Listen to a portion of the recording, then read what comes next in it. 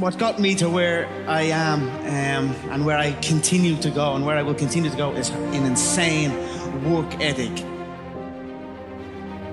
You can only put in that amount of work if you were doing something that you are passionate about, and that's what I have engaged my entire life's work in.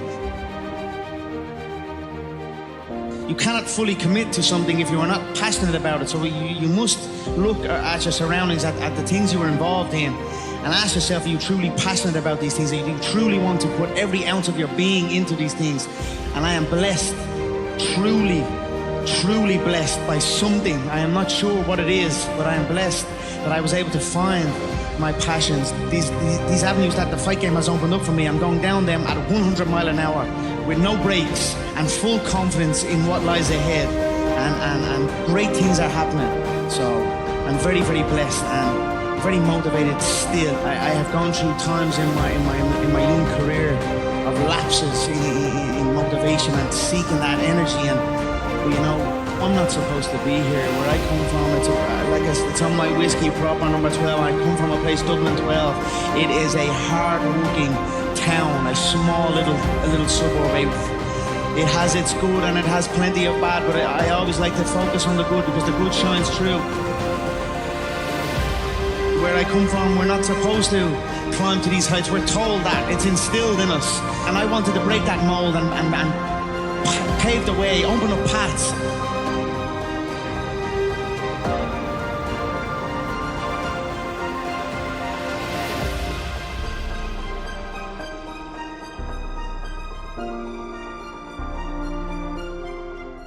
You know, like driving on them towards them building sites, and I'm just a young kid, first year apprentice plumber on a building site. They're the guy that goes to make the tea.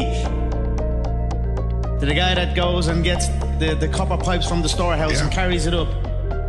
It's the hard work that's not respected and not admired. I was on them building sites cold and damp, and I was like looking around at fully qualified people on the site and their postures not right.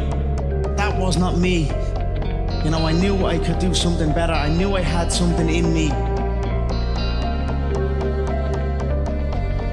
I was training for the fight game, but no one in Ireland had made it in the fight game. An Irishman in the UFC was literally, and I mean literally, laughed at.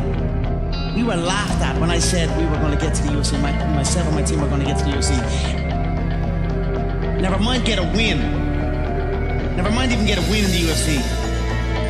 Then win a belt, then win the second belt. You know, I've just used all that fuel that I'm not supposed to do it, but I'm gonna do it, and I'm gonna outwork everyone that says I cannot do it. And that's what I did, and that's how I rose up, and long may it continue.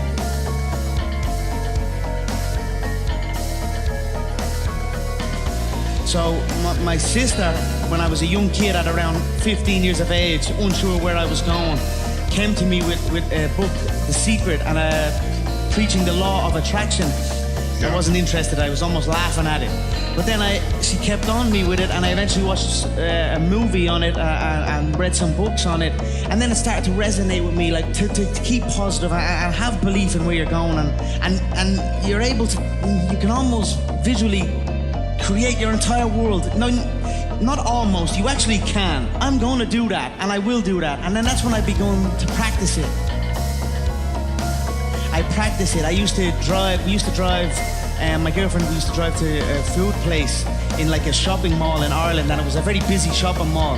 And I would practice like little parts of it. Like when we were driving into the shopping mall, the car park, I would always visualize that the car park space right at the front door would be empty for me, waiting for us to pull up.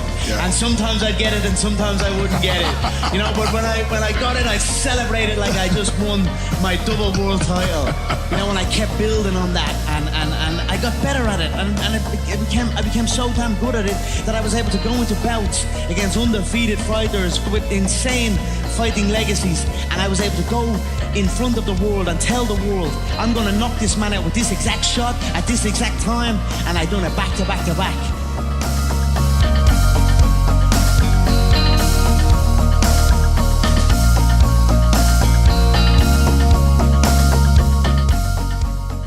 see, I was visualizing before I even knew about it. Obviously, soccer is huge in Ireland and the UK, and it was my first love, most certainly. I used to sneak out of the house late at night, and there used to be a little grass patch by my home, and I'd take the football out and play on the grass patch on my own, and I would kick the ball against the wall. And when I kicked the ball against the wall, I would imagine it was a goal, and I scored a goal, and I would run off, and I would visualize a screaming arena cheering me on. And they were my first visions of selling out arenas and doing these type of things. Although it didn't end up in the football game, I ended up in a similar one. So it all worked out, and it was all true visualization. So I was just a young kid with a dream and a belief in himself. And for many times I was laughed at and not believed in. But you know what? Nothing external can defeat the internal. The only thing that can take someone down or break you down is internal. Nothing external is strong enough. It's just about making sure your internal dialogue and your internal belief in yourself is strong enough that it can withstand the external. The external is there. You've got to accept it. You've got to embrace it. You've got to understand it and be aware of it. But don't let it seep into your internal dialogue. I don't know it all. I'm up and down and growing with this. I'm trying to continue to learn. It's a daily occurrence. Not to let that external infiltrate my internal. And that's what I'm trying to do right now, because I have let it infiltrate it at times. Who am I? I know who I am. I am an Irish animal, a proper Irish animal. My career is a career of never been done before. No Irishman has done what I have done.